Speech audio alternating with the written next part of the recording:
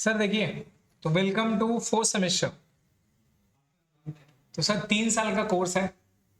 1.5 साल आप लोग का बीत गया और ये 1.5 साल में आप लोग ने पूरा आई गेस तीनों आप लोग ऑनलाइन एग्जाम दिए ना, फर्स्ट सेकेंड और मोस्ट प्रोबेबली। देखिए ये साल से अब ये सब ड्रामा वगैरह सब खत्म हो जाएगा, क्योंकि जितने भी मोस्टली 85% स्टूडेंट लोगों का डेटा रिलीज हुआ था, 85% of student are vaccinated now. उम्मीद है कि स्कूल कॉलेजेस वगैरह सब भी स्टार्ट हो जाएगा। पुणे वगैरह कहीं पे देखा था मैंने, शायद 1 to 10 भी स्टार्ट कर दिया उन्होंने। ठीक है, तो मोस्ट ऑफली हाई चांसेस है कि जो ऑनलाइन वाला जो आपका खुशी था, ठीक है, वो अब खत्म होगा और फाइनली आप लोग एटलीस्ट ये जो 3 सेमेस्टर आपका बचा है ये आप लोग को एग्जाम देना पड़ेगा। और जब एग्जाम देना पड़ेगा तो सर पूरा चालू हो जाएगा। ठीक है, फिर से जो प्रेशर था पढ़ाई वगैरह का करने का, जो कि कहीं ना कहीं खो गया था, वो चालू हो जाएगा। ठीक है, तो सर एक बार सेमेस्टर 4 का आप लोग सब्जेक्ट क्या क्या है ना एक बार राइट कर लो। तो सबसे पहले सर आपका इकोनॉमिक्स है। ठीक है, micro economics and Indian economy, ये आपका इको का एक पेपर है। ठीक है, फिर उसके बाद में आपका एक पेपर है sir entrepreneurship development and business ethics. ठीक है, ये 40 मार्क्स का है। 40 मार्क्स का इंटरप्रीनियरशिप डेवलपमेंट अलग हो गया और बिजनेस एथिक्स क्या है सर वो भी अलग है। ठीक है, तो ये आप लोग रीड करोगे। जो हमारा प्रैक्टिकल टॉपिक है जो कि काफी इंपॉर्टेंट है इंटायर में, आप लोगों को अगर पूरा बीकॉम के बारे में बताऊं तो the most important chapter, the most important subject that you need to read is taxation. ठीक है, ये आपको समझना है sir, because as a commerce student आपने अगर टैक्सेशन नहीं पढ़ा और आपने अगर टैक्सेशन नहीं समझा इंडिया का, टोटली वेस्ट है आपका कॉमर्स पढ़ने में। मतलब कॉमर्स में आप लोग का आने का टोटली वेस्ट हो जाएगा। तो ये अपने को कंप्लीट करना है sir taxation 1 at any how, चाहे एग्जाम ऑनलाइन हो या चाहे एग्जाम ऑफलाइन हो। क्लियर है, ये आप लोग को नॉलेज पूरा मिलेगा इंशाल्लाह और पूरा लेना है। और नेक्स्ट में सर है कॉस्ट एंड मैनेजमेंट अकाउंटिंग 2।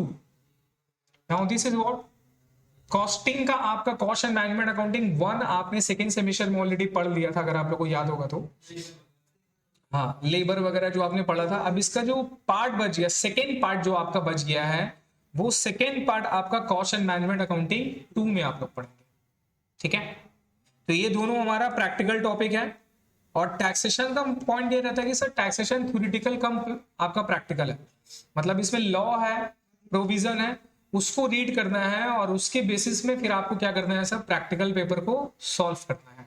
ठीक है, तो ये हमारा है सर 100 नंबर के लिए। और मैं आपको बता दूं ये मैं पढ़ाऊंगा, ये मैं आप लोग को पढ़ाऊंगा।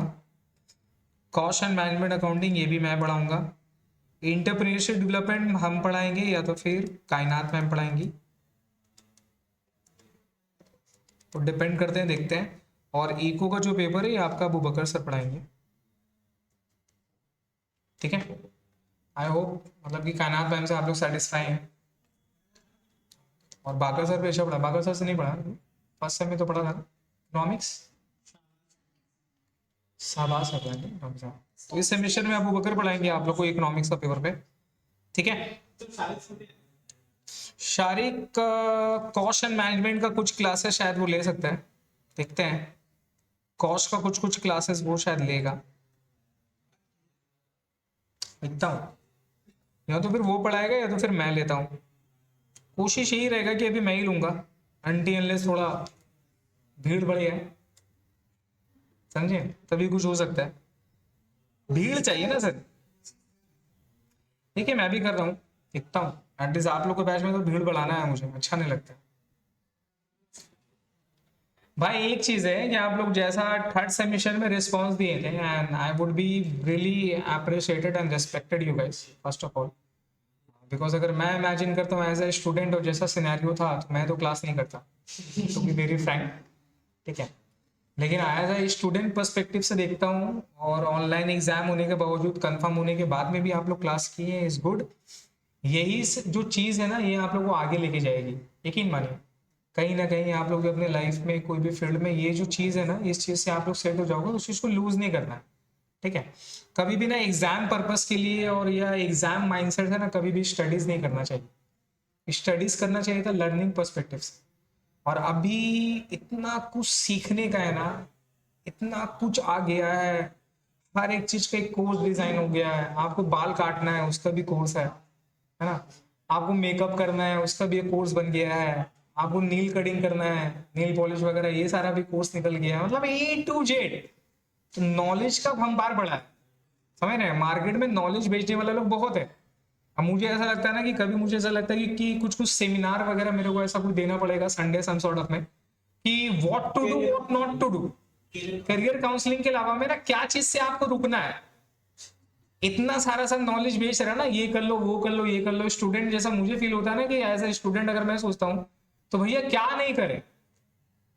यूट्यूब वगैरह में तो सब कुछ अवेलेबल है, गूगल में तो सब कुछ अवेलेबल है, यूडीमी फोडोमी ये जो है कोर्स वगैरह तो सब कुछ अवेलेबल है।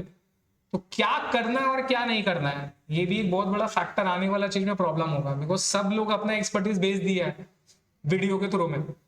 अब एक स्टूडेंट को भैया इस फील्ड में जाना है तो मुझे ये करने के लिए क्या सीखना होगा क्या करना होगा, वो कहीं ना कहीं थोड़ा सा ना मुझे लगता है कि प्रॉब्लम होने वाला आप लोग इसमें। तो सर बहरहाल सर स्टार्ट करते हैं फोर्थ सेमेस्टर में। तो फोर्थ सेमेस्टर में हमारा जो पेपर इकोनॉमिक्स है पूरा थ्योरेटिकल पेपर है। इससे माइक्रो इकोनॉमिक्स आप लोग ने रीड किया होगा, चार्ट फार्ट इक्विलिब्रियम वगैरह, आप ना अपवर्ड डाउनवर्ड ट्रेंड वगैरह वो सब मेरे को नहीं पता भैया, इतना बोल दिया बहुत बड़ा बात है। हाँ।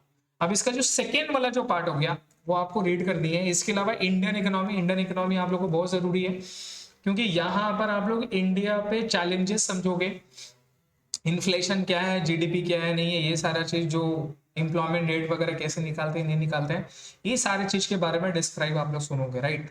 And Abu Bakar sir is the best, I know him and he teach really well, तो आई गेस वो आप लोगों को कवर हो जाएगा। नाउ जो नेक्स्ट जो टॉपिक है कि हमारा एंटरप्रेन्योरशिप डेवलपमेंट और बिजनेस इथिक्स लाया है, ये जो पेपर है ना थ्योरेटिकल पेपर है, लेकिन ये चीज आज के टाइम में एंटरप्रेन्योरशिप काफी इंपॉर्टेंट है। मैं आपको अगर इसके बारे में बताता हूँ, बिकॉज इसमें सर एंटरप्रेन्योरशिप आप लोगों को डेवलप किया जाता है कि अगर आपको स्टार्टअप वगैरह सोचते हो। बिकॉज अभी क्या है ना, अभी इंडिया में हमारा स्टार्टअप का दौर चल रहा है, आपको पता होगा ये 4 to 5 ईयर्स में दे आर मेनी स्टार्टअप ना, और सब कुछ ना कुछ प्रॉब्लम को आइडेंटिफाई करके उसको सॉल्व करने में लगे और मनी मेकिंग करने लगे, है ना। ये ओला उबर वगैरह जोमेटो स्विगी ओयो वगैरह सब क्या है, दिस ऑल दी स्टार्टअप। तो अभी स्टार्टअप का दौर चल रहा है, लेंस कार्ट वगैरह एंड ऑल वगैरह। तो ये सारा फील्ड में एज एंटरप्रेन्योरशिप अगर आपको कोई स्टार्ट करना है, बिजनेस करना है, तो क्या क्या आपके अंदर में स्किल चाहिए, नहीं समझे। मतलब this chapter would not cover about the other thing, about tax compliances management वगैरह, वो सारा नहीं, वो आप लोग ने रीड किया है मैनेजमेंट वगैरह। लेकिन ये आपको डेवलप करने के लिए बताता है कि एज एंटरप्रेन्योरशिप डेवलपमेंट आपको कोई बिजनेस डेवलप करना है, कोई आइडिया है तो उसको कैसे एग्जीक्यूट करना है इन एन ऑर्गेनाइज वे। कौन सा वे आपको पता है, जितने भी बड़े बड़े मैनेजमेंट वगैरह स्किल्स में सब मैनेजमेंट पढ़ते हैं। मैनेजमेंट में क्या पढ़ते हैं जो आप लोग 12 में पढ़े हैं, business management, planning, organising, directing, staffing, controlling, वही ही है मैनेजमेंट। लेकिन उसको ऑर्गेनाइज वे में डिफरेंट टेक्निक अब भी आपने पढ़ा होगा मैनेजमेंट वगैरह का, राइट। वो टेक्निक प्रैक्टिकली अप्लाई होता है, that's what a management do. जो थ्योरेटिकल है, जो राइटर लोग अपना पूरा लाइफ बिता दिए एक मैनेजमेंट का बुक छापने के लिए, तो कुछ तो लिखा होगा, तो उस चीज को प्रैक्टिकली इंप्लीमेंट करना, दैट इज द मैनेजमेंट। और एंटरप्रेन्योरशिप में एज ए स्टार्टअप को कैसे अपने लोग मैनेज कर सकते हैं, आगे बढ़ा सकते हैं, ये सारे टॉपिक पढ़ेंगे, काफी इंपॉर्टेंट है। Now the next part that is business ethics. तो मैं अगर बोलूं कि आजकल के टाइम में बिजनेस का ये जो इथिक्स जो पॉइंट ऑफ व्यू है काफी खत्म हो गया है, मतलब ऑलमोस्ट। बिकॉज जितना भी नॉन जो आपका जो प्रॉफिटेबल सेगमेंट वगैरह था ना, जो कि एनजीओ पर्पज थे, जिनका पहला मकसद क्या होता है, social welfare, society, right. Second motive उनका अर्निंग आता है, लेकिन वो कहीं ना कहीं ये डाइवर्ट हो रहा है ऑफ दी अर्निंग पर्सपेक्टिव से। बिकॉज एवरीवन इज सर्वाइविंग, सबको सर्वाइव करना है तो मनी तो कमाना पड़ेगा, अदरवाइज आप सर्वाइव नहीं करना है। बहुत सारे लोग आपने आप लोग से मतलब सुना होगा ना कि मनी इज नॉट एवरीथिंग। बहुत लोग बोलते हैं सिर्फ पैसा पैसा कमा रहा है, पैसा ही सब कुछ है क्या, बहुत सारे लोग आपको बोलेगा, है ना। तो sir money is not everything, true, सही बात है। लेकिन जो ये बात बोलता है ना वो कमा चुका है, तभी वो बोलेगा कि मनी इज नॉट एवरीथिंग। अगर मैं आप लोग से अगर मैं बात कर रहा हूं तो भैया ग्रेजुएशन बाद क्या करना है, पैसा कमाना है सर, सिंपल सा बात है। तो आप लोगों के लिए मनी इज व्हाट एवरीथिंग। और जो लोग बोलता है ना मनी इज नॉट एवरीथिंग, उसके पास सफिशिएंट मनी ऑलरेडी अर्न है, इसलिए बोलता फिर मनी इज नॉट एवरीथिंग। लेकिन अगर उन लोग स्ट्रगल पीरियड में जाएगा तो उन लोग भी वही बात बोल रहा था, मनी इज एवरीथिंग। तो मैं इसको अगर वर्ड में अगर बोलूं तो money is not everything sir, is true, but it is something for everything. समझ में आ रहा है?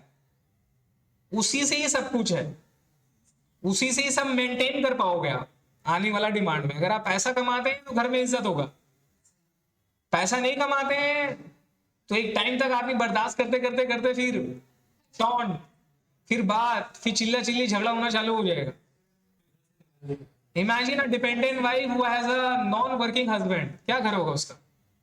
Imagine a dependent wife who has a non working husband, क्या इज्जत मिलेगा? इज्जत मिलेगा क्या?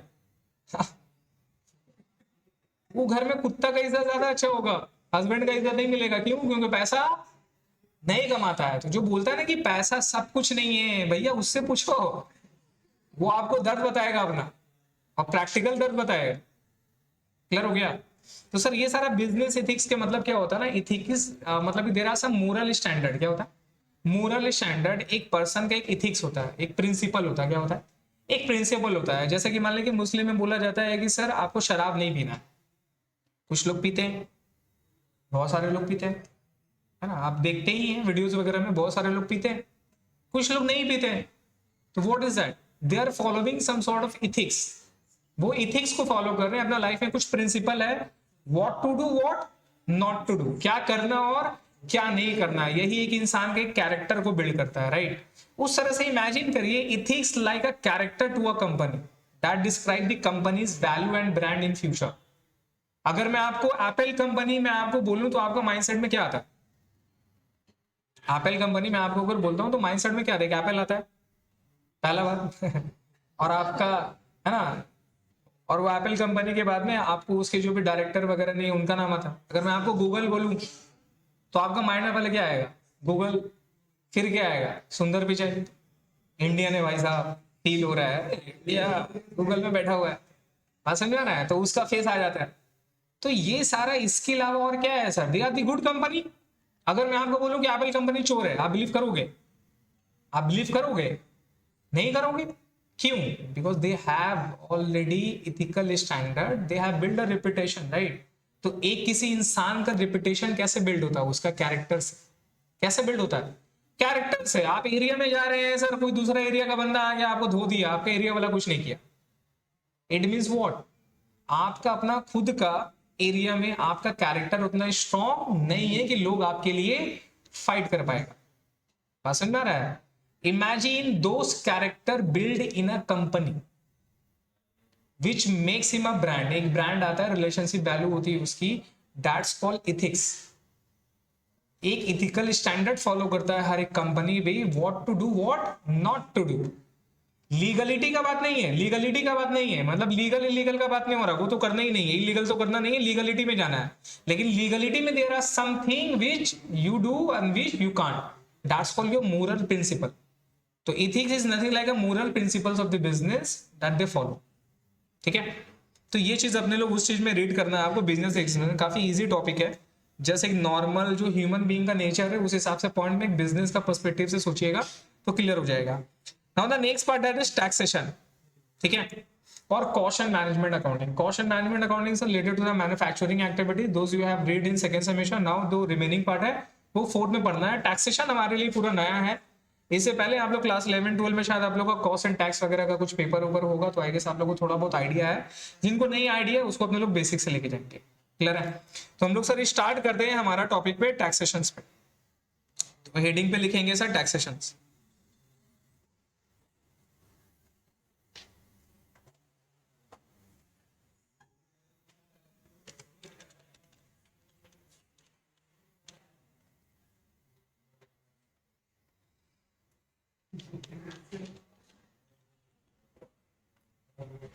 देखिए सर, स्टार्ट करते हैं taxation. Now what is mean by taxation?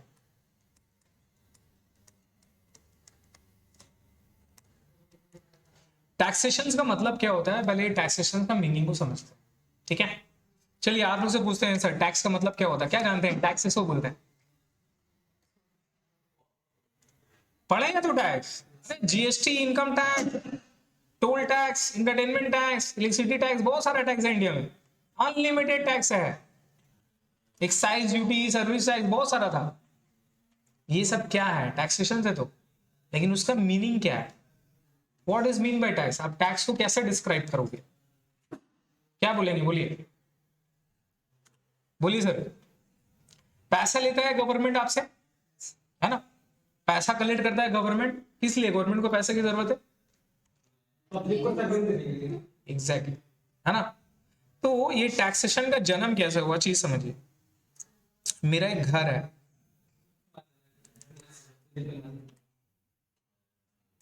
मेरा एक घर है, मेरे घर पे 10 लोग रहते हैं, ठीक है?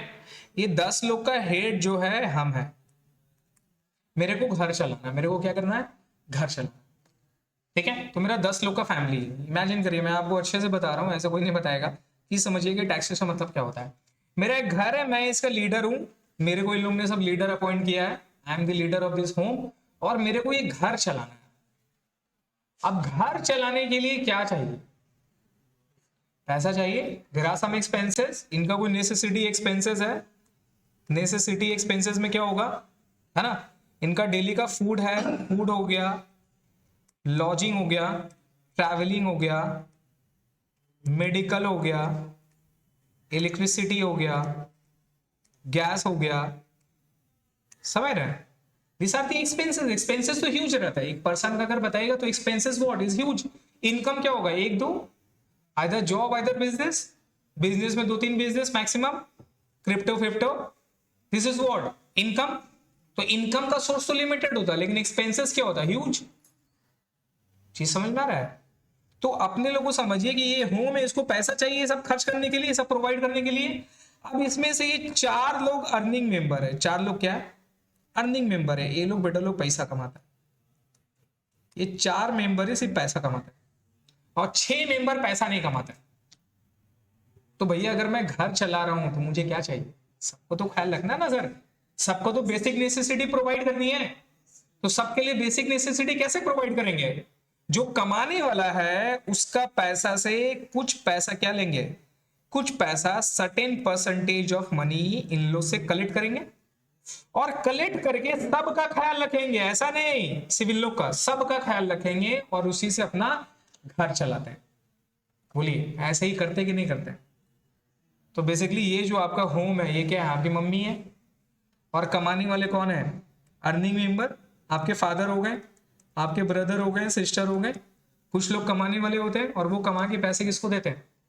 मम्मी के हाथ में देते हैं। और मम्मी क्या करती है? ये सारा एक्सपेंस करती हैं और घर का पूरा ख्याल रखती है। क्लियर हो गया? इमेजिन इसी को आप एक नेशनल लेवल पे सोचो, देश के इसमें, तो देश को भी पूरा खर्च करना है ना? बहुत सारे ऐसे जो गरीब लोग हैं, उन लोगों को खाना देना है, फूड देना है, मेरे को इंफ्रास्ट्रक्चर बनाना है, रास्ता बनाना है, रास्ता में गाड़ी वगैरह चलेगी, उसके लिए मुझे बिजनेस यहाँ पे लाना है, सेटअप करवाना है कि लोग मुझे नेसेसिटी प्रोवाइड करें, मेडिकल इंफ्रास्ट्रक्चर प्रोवाइड करना है, हॉस्पिटल प्रोवाइड करना है, स्कूल बनाना है ताकि बच्चे यहाँ पर पढ़े लिखे वगैरह। एक देश का अनलिमिटेड एक्सपेंसेस है that we have to do, we have to provide the necessity। Airport बनाना है ना?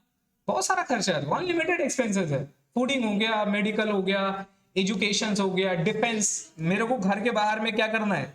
एक घर के बाहर में पिलर बनाना है कि कोई बेटा रात को इंटर नहीं कर जाए, है ना? तो मेरे को डिफेंस में भी क्या करना है? पैसा स्ट्रॉन्ग करना है। अपने को घर का पूरा दीवार उवार हो गया ना, पिलर वगैरह हो गया, बाहर में नहीं निकले किसी घर में बेटा लंबा चौड़ा चला हुआ कई गली, पूरा लॉक वगैरह लगा के रखता है, इंफ्रास्ट्रक्चर लगा के रखता है ताकि कोई चोर वगैरह चोरी नहीं कर पाए। तो उसमें भी तो खर्च लगता है। डैशफॉल डिफेंस, तो घर पे भी तो डिफेंस होता है, नहीं होता तो एक तो वॉचमैन को लगाते हैं, है ना? तो उस तरह से एक देश का भी तो डिफेंस पे खर्चा होता है। तो डिफेंस वगैरह में ये सारा अपने लोग एक्सपेंसेस अपने लोग बियर करते हैं, तो वो सब के लिए पैसा चाहिए। डिफेंस के लिए हमारा वॉचमैन, जिसको अपने लोग यहाँ होम के लिए बोलते हैं, तो हमारे सरहद का बाउंड्री में डिफेंस रिलेटेड आर्मी, है ना? आर्मी तो उनको पैसे कौन देगा? उनको पैसा कहां से मिलेगा? उनको हमारे कंट्री प्रोवाइड कर दी, लेकिन कंट्री के पास पैसा कहां से आएगा? कंट्री का सोर्स क्या है? कंट्री का सोर्स है that is one of the source है that is taxation, that is their basic income. Clear हो गया? तो अगर मान लीजिए सब लोग टैक्स देना बंद कर दिया, अगर ये टैक्स देना बंद कर देगा इन लोग, या जितना परसेंटेज होना चाहिए देना चाहिए, ये लोग परसेंटेज नहीं देता है, ये लोग बेटा इनकम कमा रहा है 50,000 रुपया, और यहां मान लो कि 30% होना चाहिए, तो उसके हिसाब से इनको हर एक कोई कितना देगा, 15 के। ये लोग क्या करता है ना, अपना इनकम को ही दिखाता है 10,000 रुपये। तो यहां जहां आपकी मम्मी को 15,000 रुपये देना था, आप कितना दे रहे हो? मतलब आपको सैलरी मिल रहा 50,000, लेकिन मम्मी को बोल रहे हैं हमको तो सिर्फ ना मम्मी 10,000 ही मिलता है। तो जहां आपको 30% के हिसाब से 15,000 देना था, आप कितना दे रहे हो? 3,000 दे रहे हो। तो 3,000 में आपकी मम्मी घर चलाएंगी तो वुड बी डिफिकल्ट। डिफिकल्ट होगा कि नहीं होगा? डिफिकल्ट होगा। तो जब डिफिकल्ट अगर होगा, 3,000 में घर नहीं चला पाएंगे, तो आपकी मम्मी क्या करेंगी? आपकी मम्मी के पास ऑप्शन क्या है, उनको बताइए। आपकी मम्मी के पास ऑप्शन क्या है? वो लोन लेंगी। वो क्या करेंगी? लोन लेंगी। वो लोन लेंगी, वो दूसरे पड़ोसी से मांगेंगी, है ना। चाचा लोग हो गए, ये होंगे, वो अपने कहीं से ना कहीं से उनको मैनेज करना है, घर चलाना है भाई, तो क्या करेंगे? लोन लेंगी। और लोन लेंगे तो अपने लोग क्या देना पड़ेगा? इंटरेस्ट देना पड़ेगा। आज आपको पता है हमारे देश का जितना भी टैक्सेशन आता है, जितना भी टोटल बजट, जो भी रिसेंटली जो बजट मिला है, मैं आपको बजट भी दिखाता हूँ क्या प्रॉब्लम है। ठीक है, बजट में जितना भी हमारा इनकम आता है उसका 20% वी पे interest. 20% they are paying interest, not 1 and 2, 20% we are paying interest। ठीक है, मैं आपको प्रूव करके दिखाता हूँ।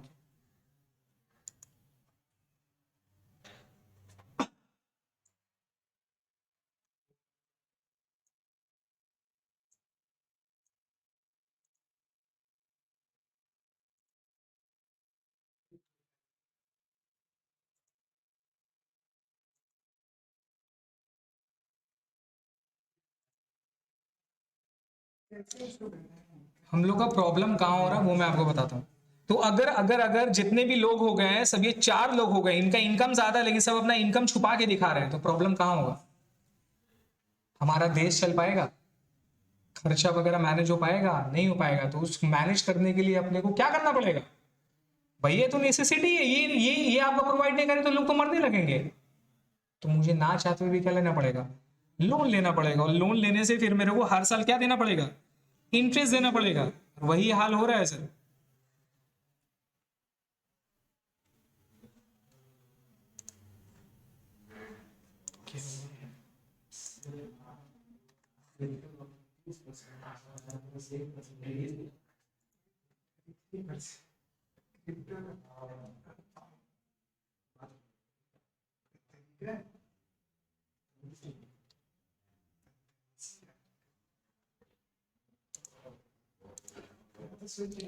देखिए सर, ये बजट है हमारा।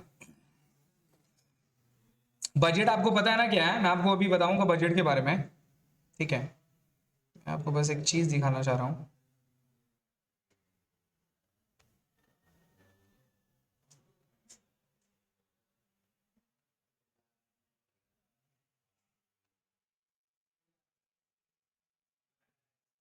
इस इसमें नहीं है, let me get back to it.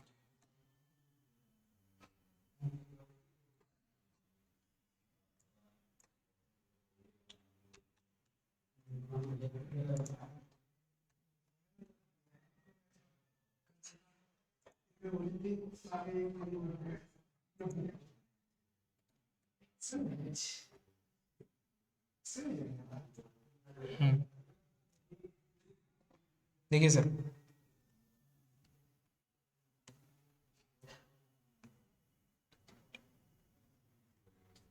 Education वगैरह ये सारे में अपने लोग एक्सपेंस करते हैं, ये सारी चीज़ यहाँ पर मेंशन किया हुआ है। Capital expenditure, tax proposal, rupee from. अब देखिए, ये देखिए, रुपी फ्रॉम दिखाई दे रहा है। तो रुपी फ्रॉम का मतलब क्या हो गया? कहां से पैसे आया, कहां से पैसे अपने पास आ रहा है। ठीक है, कहां से पैसे अपने पास आया। तो देखिए हमारे पास इंडिया पे जो टोटल अर्निंग हो रही है, जो इनकम हो रहा है, उसका सोर्स क्या है? नॉन डेप्ट कैपिटल रिसीव, मतलब ये हमारा डेप्ट क्या है? डेप्ट का मतलब क्या है? लोन है। कितना परसेंट है हमारा? टोटल जितना भी इनकम हुआ है 1 साल का, वहां डेप्ट से होगा, लोन है। इनकम टैक्स से 15% पैसा कलेक्ट होता है, यूनियन एक्साइज से 7% कलेक्ट होता है, कॉर्पोरेशन टैक्स मतलब कंपनी पे करती है, क्या देती है ये, मतलब this is also income tax आप बोल सकते हो, बट ये कॉर्पोरेशन टैक्स कंपनी देती है, जीएसटी से 60% है, 5% कस्टम ड्यूटी से। अगर आप टोटल परसेंटेज काउंट करो 15, 30, 37, 37, 16 कितना हो गया 53, 53 प्लस 5 58%। तो 58% of our nation's source of money is from taxes by the different name of taxes। Clear हो गया। और फिर भी हमारा पैसा घट रहा है, उसके लिए इस साल government is how much is planning 35%, मतलब हमारा कंट्री का जो एक्सपेंसेस हो रहा है वो कम पड़ जा रहा है टैक्स से, तो इसलिए अपने को क्या करना पड़ रहा है 35% लोन लेना पड़ा। अब ये लोन का अगर मैं आपको अमाउंट बताऊंगा ना तो आप पागल होके मर जाओगे। देखो, और रुपीस कहां जा रहा है, कहां पे जा रहा है हमारा रुपीस, इस चीज को टेक करो, तो हमारा पेंशन पे जाता है 4%। पेंशन मतलब जो ऑलरेडी गवर्नमेंट स्टाफ है, मतलब this is not about the private limited company, जो गवर्नमेंट स्टाफ अगर इतने साल का जो काम किए उसको रिटायरमेंट के बाद में पेंशन देने के लिए हमारा 4% जाता है, और ये आने वाला 10 साल में कम हो जाएगा, बिकॉज गवर्नमेंट अब पेंशन को ऑलमोस्ट बंद कर दी है, एनपीएस में काफी देती है, और वो मतलब रिटायरमेंट के बाद में अब पैसा देने का कॉन्सेप्ट नहीं रहा है। ठीक है, अदर एक्सपेंडिचर 9% है, ये पता नहीं क्या खर्चा है, नीचे में बता देगा। सेंट्रल सेक्टर स्कीम, बहुत सारा गवर्नमेंट का स्कीम है ना, उसके लिए 15% एलोकेशन है। Finance commission and other transfer, finance commission बोले तो भाई एमसीए वगैरह, इनकम टैक्स वगैरह सारा साइड के लिए, अदर ट्रांसफर वगैरह वो है। शेयर ऑफ ड्यूटीज, स्टेट का शेयर है। अभी तो जीएसटी आ गया ना, जीएसटी में क्या होता है, स्टेट गवर्नमेंट और सेंट्रल गवर्नमेंट दोनों का पैसा इंक्लूड होता है 50%, तो 50% में शेयर उनका 17% देना है। डिफेंस में कितना परसेंट है, 8% है। सब्सिडीज में कितना परसेंट है, 8% है। सेंट्रली स्पॉन्सर्ड स्कीम में कितना परसेंट है, 9%। सेंट्रल सेक्टर का मतलब ये किसके लिए, ये बिजनेस के लिए, किसके लिए, ये बिजनेस के लिए, और ये क्या है, ये अदर देन बिजनेस के लिए। स्टूडेंट का स्कॉलरशिप हो गया, सब्सिडी वगैरह हो गया, सब कहां से देते हैं, यहाँ से, ये सब्सिडी के लिए 8% जाता है ना, तो ये खर्चा है। लेकिन आप ये देखो ये कितना परसेंट है, 20% of our money is going to for interest. Again आप इसको अगर चेक करोगे तो हमारा टोटल इनकम टैक्स का पैसा कितना कलेक्ट होता है, 15%, और 15% जो टैक्स का पैसा है वो भी कम पड़ रहा है, क्या देने के लिए, इंटरेस्ट पेमेंट करने के लिए। अब देखिए हमारा कैपिटल रिसिप्ट कितना है, ये करोड़ में है भाई, 1 करोड़ में है। आप अगर चेक करोगे तो 20-21 में एक्चुअल कितना करोड़ है, ये कैपिटल रिसिप्ट है। कैपिटल रिसिप्ट समझे तो आप, कैपिटल मतलब जो लोन वगैरह लेके अपने लोग पैसा कलेक्ट करते हैं, और ये रेवेन्यू मतलब जो टैक्स वगैरह से पैसा कलेक्ट हुआ। तो टोटल कितना है, 18,75,916 करोड़ 20-21 का है। और 21-22 का यहाँ पर आप देखोगे, ये बी का मतलब प्रोजेक्टेड है, ये करीब 16,91,064 है कैपिटल रिसीव, और अभी ये फिर कितना है 22-23 के हिसाब से नेक्स्ट ईयर इन लोग प्रपोज किया है 17,40,487 करोड़ और लेगा। रेवेन्यू से कितना, देखिए रेवेन्यू हर साल बढ़ रहा है, कितना हो गया 22,04,422 करोड़ रुपया रेवेन्यू यहाँ से जनरेट होगा। टैक्सेशन वगैरह अदर था जो आपका 58% कवर कर रहा था।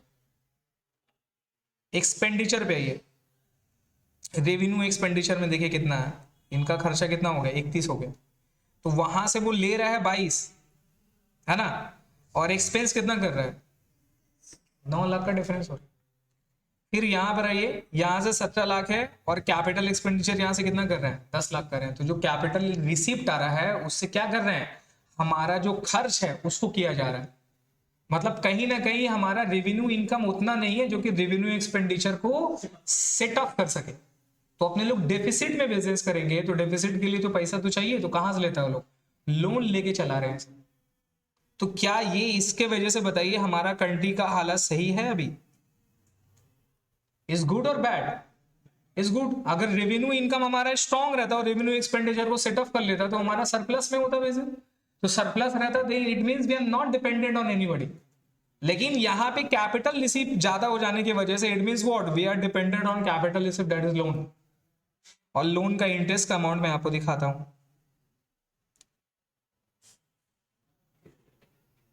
ये सब मिनिस्ट्री वगैरह में इतना इतना एलोकेशन हुआ है, इतना इतना रुपया उन लोगों को देना है। इंटरेस्ट का मनी कहाँ गया?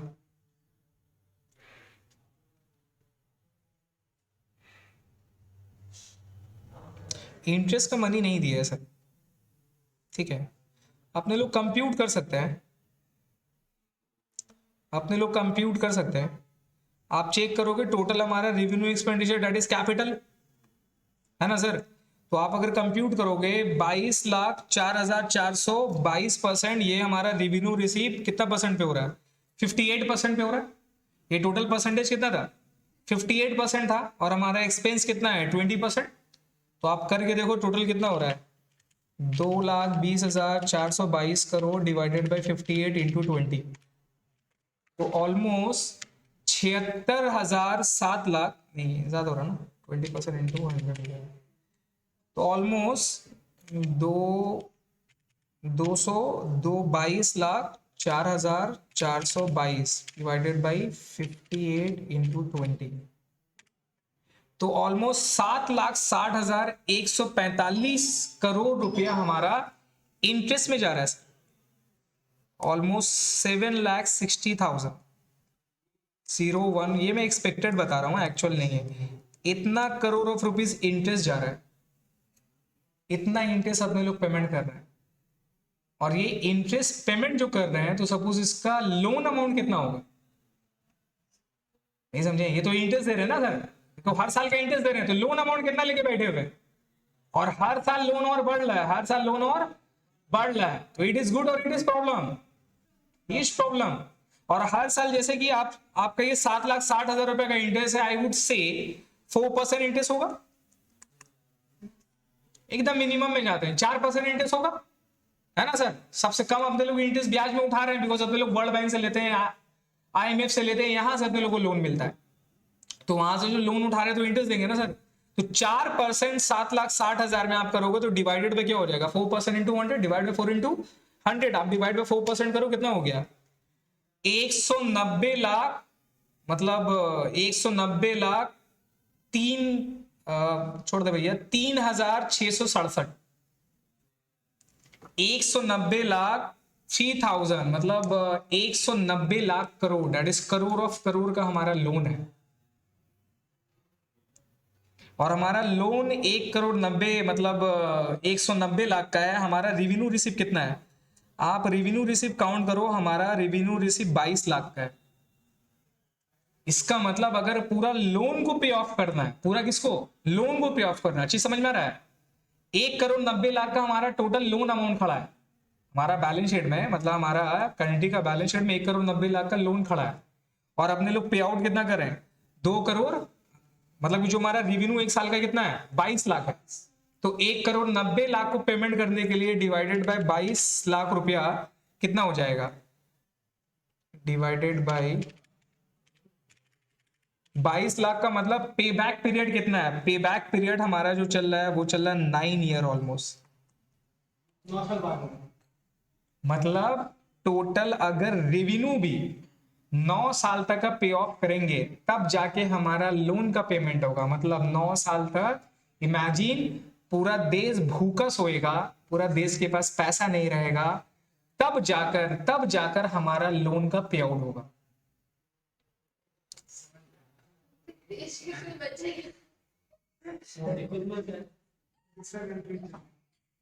चीज समझ में आ रहा है? तो ये ऐसा सिर्फ हमारे देश के साथ नहीं, ऑलमोस्ट एवरी डेवलपिंग नेशन के साथ में। और ऐसा नहीं है, अगर ये इनकम जैसे कि देखो ना आप, ये ग्रेजुअली बढ़ रहा है, क्या हो रहा है? ग्रेजुअली बढ़ रहा है। तो ये रेवेन्यू, ये जो रिसिप्ट है, ये किस लिए कम है? ये किस लिए कम है बताइए? हमारे जो गवर्नमेंट कोशिश किस लिए करी इसको अप करने के लिए। ये हर साल देखो बढ़ रहा है, 16 से 17 हो गया, 17 से 20 हो गया, फिर 22 हो गया। अगर आप देखोगे तो यहाँ से लेके 5 साल में हमारा जो जंप करने का इरादा है, वो जंप करने का इरादा मतलब कितना जा रहा है? हमारा 10% 20% हमारा रेवेन्यू रिसिप्ट हो रहा है। तो मैंने आपको क्या बताया था, मम्मी वाला कॉन्सेप्ट, अगर जितने भी लोग हैं यहाँ पे प्रॉपर अपना इनकम देने लग गए, प्रॉपर इनकम डिस्क्लोज करेंगे, तो ये टैक्स मैं आपको बताता हूं ना, ये कम से कम 100 लाख करोड़ हो जाएगा मिनिमम, मैं आपको बताता हूं। अगर सब लोग चोरी बेईमानी नहीं करके पूरा प्रॉपर इनकम को अपना डिस्क्लोज करें और सरकार को जितना उसका परसेंटेज है वो उसको पे आउट करेंगे, तो ये 100 लाख हो जाएगा। और अगर 100 लाख हो गया तो हमारा एक्सपेंसेस कितना है, एक्सपेंसेस कितना है 31 लाख, तो हमारा नेट नेट अराउंड 50 लाख। फिर मानता हूँ इनकम आता तो एक्सपेंस भी बढ़ता है ना भाई साहब, तुम 10,000 कमाता तो 10,000 में एडजस्ट करता था, जब 50,000 कमाने लगेगा तो भी कम पड़ेगा ना सर, तो एक्सपेंस बढ़ेगा। बट फिर भी हम बोलते हैं कि सरप्लस हमारा नहीं भी तो 20%, 20 लाख हमारा कम होगा, जो कि अपने लोग डेप्ट को पे ऑफ करने में लग जाएंगे। और 20 लाख अपने लोग अगर पेमेंट करते हैं तो हमारा 10 से 15 साल के बाद में हमारा लोन क्या होगा, ब्रेक इवन आ जाएगा और हमारा लोन का पूरा पे ऑफ हो जाएगा। तो चीज समझ में आ रहा कहां पे प्रॉब्लम हो रही, लोग टैक्स कम पे कर रहे हैं जिसकी वजह से आपकी मम्मी को लोन लेना पड़ गया। तो this is the important of tax, clear है? इसलिए टैक्स देना जरूरी है, अगर लोग टैक्स नहीं देंगे तो that will be a problem. Clear हो गया सर? चीज समझ में आ रहा है टैक्स का इंपॉर्टेंस में? नाउ टैक्स है क्या, ये तो क्लियर हो गया सर, टैक्स क्यों देना है। अब टैक्स है क्या, टैक्स मैं आपको बताता हूं सर, ये क्या है। अगर इसका मैं आपको वर्ड में बोलूं तो एग्जॉशन ऑफ मनी, क्या है, exhaustion of money under any act, under any what, under any act, ठीक है।